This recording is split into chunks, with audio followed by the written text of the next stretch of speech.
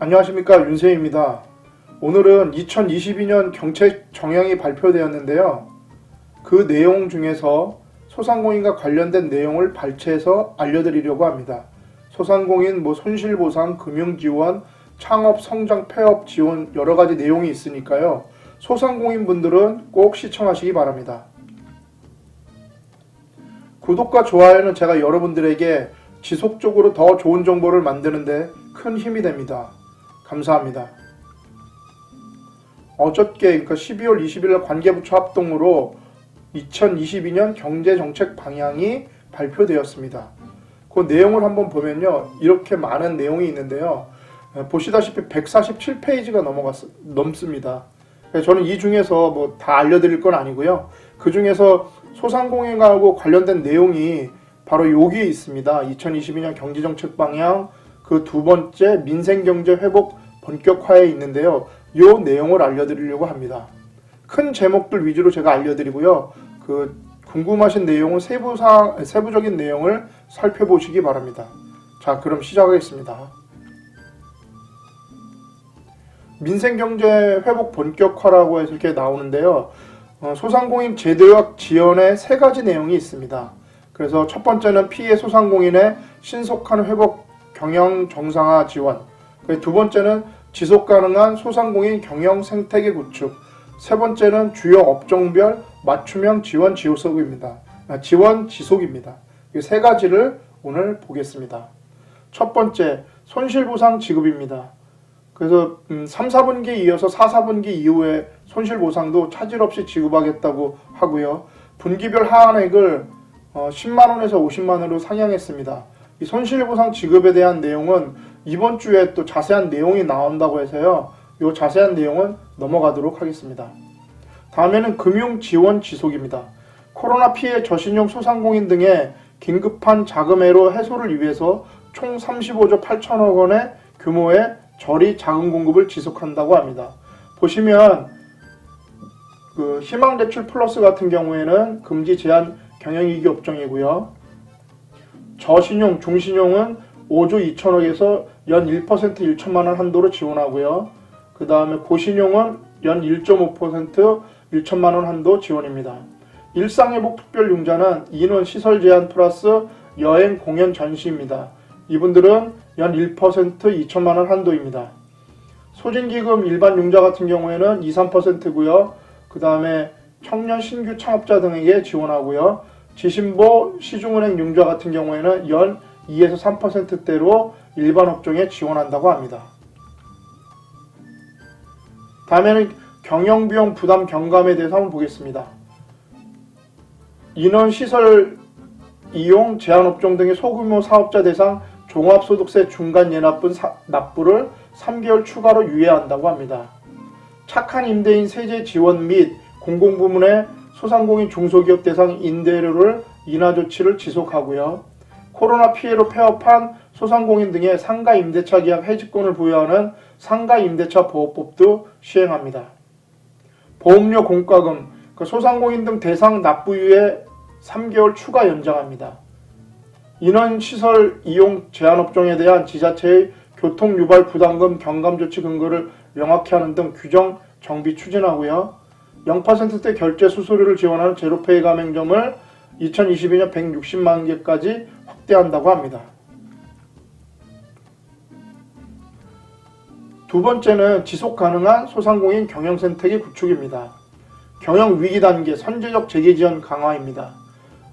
매출 감소 등 경영 위기를 겪는 소상공인이 폐업에 이르기 전 회복할 수 있도록 지원하는 경영 개선 패키지를 신설해서 1,000개사를 지원하고요. 소진공 정책자금 연체 시 적용되는 연체 이자율을 인하한다고 합니다. 다음에는 폐업 단계입니다. 원활한 사업 정리 및 부담 경감 지원입니다. 폐업 희망 소상공인에게 컨설팅, 개인위생 파상 등 관련 전문 법률 자문, 점포 철거비를 원스톱으로 지원합니다. 현행 컨설팅 및 법률 자문, 점포 철거비를 항목별로 개별 신청 시 지원하게 되는데 개선되는 곳에는 폐업 지원 신청 시 컨설팅, 점포 철거, 법률 자문, 채무 조정 지원 선택이 가능하게 되었습니다. 여기에서 이게 바뀐 건데요. 점포 철거비를 올해까지는 그 200만 원 한도였습니다. 내년에 250만 원으로 50만 원이 늘어나는 것 같고요. 제가 이쪽에 관여돼서 조금 더 생각을 해보면 올해까지는 평당 그러니까 3.3제곱미터당 그 8만 원이 지급이 됐고요. 최대 200만 원까지 그러니까 점포가 실평수 25평이 나오는 계약 면적 25평이 나오면 이게 가능했었습니다. 그러니까 200만 원까지 되는 거죠. 넘어도 그러니까 뭐 아무리 큰 평수를 해도 200만 원까지 받을 수 있었는데요. 250만 원이라는 건 제가 생각을 해보니까 그 평당 10만 원이 되지 않겠나 이렇게 생각합니다. 다음에 폐업에 따른 정책자금 상환 부담 경감을 위해서 폐업 이후에도 3회 연체 전까지는 대출금 회수를 유보한다고 합니다. 다음에 제도전 단계입니다. 유망 분야로의 재창업 취업을 유도합니다. 업종 전환 재창업 지원금 한도를 확대 1,000만 원에서 2,000만 원으로 확대하고요. 참여자 부담 완화를 위해서 자부담 중 현물 인정 비율을 상향합니다. 외식업 등 폐업 소상공인의 원활한 재창업을 위해서 청년 몰래 유휴 공간을 공유 주방으로 개조 임대하는 키친쉐어 시범 추진을 검토합니다. 폐업 소상공인 등의 노동시장 진입을 위해서 국민취업지원제도 영세 자영업자 참여 요건 완화 조치를 6개월 연장합니다. 폐업 소상공인 사업 경력을 살려 신속히 재취업할 수 있도록 지원하는 특화 교육 프로그램을 확대합니다. 다음엔 창업 단계입니다. 아이디어 기반 혁신 창업 활성화입니다. 신사업 분야 예비 창업자에게 교육실습 멘토링, 사업화 자금을 패키지 지원하는 신사업 창업 사관학교를 확대한다고 합니다. 그리고 창의적 아이디어를 기반으로 창작자, 스타트업 등과 협업하는 강한 소상공인을 선발하여 고도화 자금 최대 1억 원을 신규 지원합니다. 다음에는 성장 단계입니다. 디지털 스마트화 등 경쟁력 제고입니다. 민간 기업이 자체 운영 중인 양질의 소상공인 디지털 전환 프로그램을 민간 정부 파트너십을 활용하여 확산 지원합니다. 소상공인 온라인 진출을 지원하는 민간 채널 및 유통 전문가, 지자체 등과 협업하여 디지털 소상공인 연 10만 명 양성을 추진합니다. 유망 소상공인을 발굴하여 가맹점과 상생하는 프랜차이즈로 육성하는 상생협력 프랜차이즈 지원을 확대합니다. 세 번째는 주요 업종별 맞춤형 지원도 지속한다고 합니다.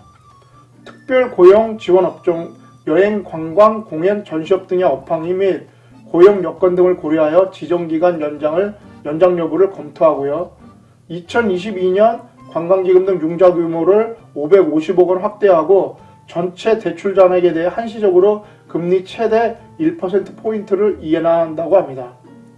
공연, 영화 분야 현장 인력 6,800명을 채용하고 지역 전략산업과 연계한 지역 특화 전시회 40회 개최를 지원합니다. 손실보상 제외 실내외 체육시설 대상으로 초저금리 대출 500억 원을 공급합니다. 각종 사용료 수수료 면제 및 신속한 운항 재개를 지원합니다. 항공 쪽에서는요. 오늘은 2022년 경제정책 방향에 있는 소상공인 지원에 대한 내용을 알려드렸습니다. 건강한 미소는 돈 안 드는 최고의 마케팅입니다. 이 영상이 여러분에게 조금이나마 도움이 되셨다면 구독과 좋아요 부탁드리겠습니다. 저는 다음에 더 좋은 정보로 찾아뵐 수 있도록 노력하겠습니다. 감사합니다.